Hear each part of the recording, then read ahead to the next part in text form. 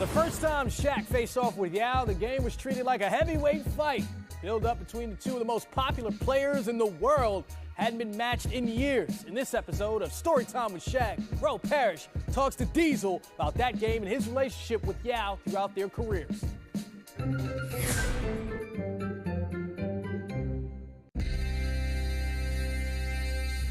Tonight, the Rockets doing battle with the Los Angeles Lakers, and it's not just a game, it's a happening. I'm telling you folks, everybody who is anybody in the Houston area or in Texas is here tonight to see this battle. It's the first matchup ever between Yao Ming and Shaquille O'Neal. What do you remember when you're first stepping in the circle with Yao Ming the first time you two played each other? Knew nothing about him. Knew he was 7'5", 7'8", so you know, we got to Houston and Yao Ming. I'm like, okay, they're trying to do like Rocky IV, Apollo Creed, all this and that. They want to give him the fanfare. So I said, okay. So, I wanted to give him a little finesse. I wanted to show him I was smooth. So I get on the post, and I go right there. He blocks it. Crowd go crazy. You got that. You 7'8", you're supposed to block it. Get another move. He blocks it. Third time he blocks it. Now I'm mad. Now I got to go in the playoff mode. Now I got to turn the power, turn it all the way up. It's the first time I got my shot blocked 3 times in a row. But what gave me the super confidence is, hey, you done killed Patrick Ewing. You done killed David Robinson. You neck and neck with your favorite player, Hakeem Olajuwon. He's a young kid. Turn it up. Go into that mode. But it was definitely a fun battle between me and him. Definitely respect him. Definitely respect his culture. I go to China 5-6 times a year. Whenever I'm in Shanghai, we always have tea. We always have great conversation. I just wish that he didn't have those injuries that he had. I would have loved to have more battles with him. He's probably the only guy that really tested me. And he tested me because he was 7'8", and he was hard to move. He couldn't stop me, but guess what? I couldn't stop him either.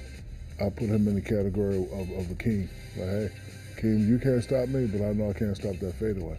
And he was the only guy that would catch it in the post and look at me. He just looked like y'all just look at me, and then I'd come and drop block, and he just shoot right over me. Whoop! I'd be like, damn. But the funny thing, the first couple times, China, language barrier, I never knew he spoke English. So one day I hit him with a nice bing, bing on the baseline. Ha ha! Shot the boom. He's like, nice move, brother. And I was like, you talk English? He's like, yeah, I'm talking. I was like, why you didn't tell me? He said, Shaq, you never talked to me. I was like, man. So after that moment, like, we, really became close. Shaq, every game we played remind me of the old saying that what doesn't kill you makes you stronger. Thank you for that. And I was honored to be on the same stage as him during Hall of Fame weekend.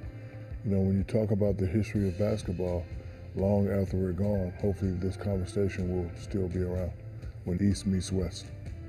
Cool moment during that Hall of Fame ceremony. You actually got to put the jacket on him. He was struggling. What happened exactly when he was trying to put on his jacket? Well, he's a big dude, and when you get really big and you get older, you start to get stiff like a tree. So I'm sure his shoulders are kind of banged up a little bit. So I said, let me help you out, brother. But he's the only dude that makes me feel small. They say he's 7'6", but he's like my favorite convenience store. He's 7-11 all day. He's 7-11. Talk about his impact globally just on the game of basketball. He's done a lot for China. He's done a lot for the game of international basketball. And, I don't think there's anybody bigger or better that could have done the job. When I go to China, everybody mentions Yao Ming. He's like a god over there. It's incredible to see a guy half a foot taller than Shaq. Brendan, you played against Yao as well. What was it like? You're a 7-footer. The first time you step on a court with a guy half a foot taller than you when you're used to being half a foot taller than everybody else. It was incredibly different for me because I'm used to being taller than everybody else, or at least being eye level. And with Yao Ming, it was something different. He was so tall. He had a height advantage. And something that was weird to me was I literally could not see the ball coming up the court when I was behind him. So like guys would be like, why didn't you call it the screen? Like, I couldn't see you. I really couldn't see him. And so Yao presented a lot of challenges, especially trying to guard him. He had some very good moves. He had counters. He had spins. He had some step backs.